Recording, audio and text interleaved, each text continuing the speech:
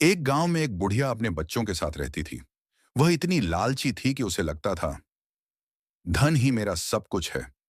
उसने जीवन भर न कभी दान किया, न किसी भूखे को खाना दिया, न किसी प्यासे को पानी, न किसी ठंड से कांपते इंसान को कपड़े।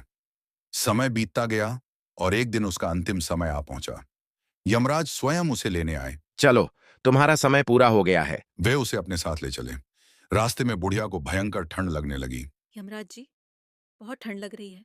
क्या तुमने कभी किसी ठंड से कांपते व्यक्ति को कपड़े दिए थे? नहीं यमराज जी। तो फिर तुम्हें ये कैसे मिल सकता है? आगे चलने पर उसे जोरों की प्यास लगी। मेरा गला सूख रहा है, थोड़ा पानी दे दीजिए। क्या तुमने कभी किसी प्यासे को पानी पिलाया था? नहीं। तो फिर तुम्हें पानी कैसे मिलेगा? फिर भूख से उसकी हालत खराब हो गई। अब चला नहीं जा रहा, कुछ खाने को दे दीजिए। तुमने कभी किसी भूखे को भोजन दिया था? नहीं। तो फिर तुम्हें भोजन कैसे मिल सकता है? कुछ ही देर में वे धर्मराज के दरबार पहुंचे।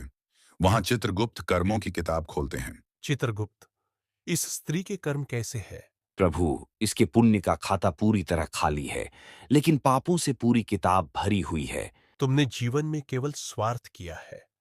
अब बताओ, क्या दंड दिया जाए? प्रभु, मुझे एक मौका दीजिए। मुझे थोड़े समय के लिए धरती पर भेज दीजिए ताकि मैं पुण्य कमा सकूं। बहुत विनती करने पर ठीक है, तुम्हें 365 दिन दिए जाते हैं, अगली मकर संक्रांति तक। इतना कहते ही बुढ़िया अपने शरीर में लौट आई और जीवित हो उठी। सब लोग चकित रह गए। अब उसका हृदय बदल चुका था। उसने गरीबों को भोजन देना शुरू किया, प्यासों को पानी, ठंड में कपड़े, और प्रतिदिन तुलसी माता की पूजा करने लगी। पूरा एक वर्ष उसने सच्चे मन से पुण्य कर्म किए।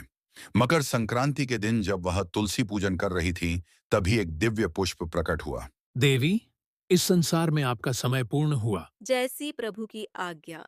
उसी क्षण वह पुष्प उसे वैकुंठ धाम ले गया। उसके पुण्य कर्मों ने उसके सभी पाप नष्ट कर दिए थे। धन साथ नहीं जाता, कर्म ही साथ जाते हैं। इसलिए मित्रों, अच्छे कर्म करें, दान करें, करुणा रखें और मकर संक्रांति को पुण्य के साथ मनाएं। बोलो, जय तुलसी मियाँ, जय हो धर्मराज जी की।